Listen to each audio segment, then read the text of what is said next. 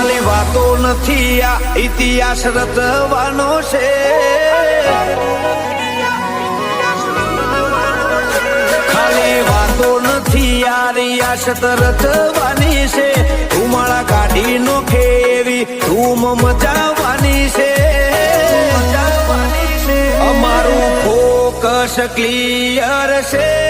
અમારે દુનિયા જીતવી છે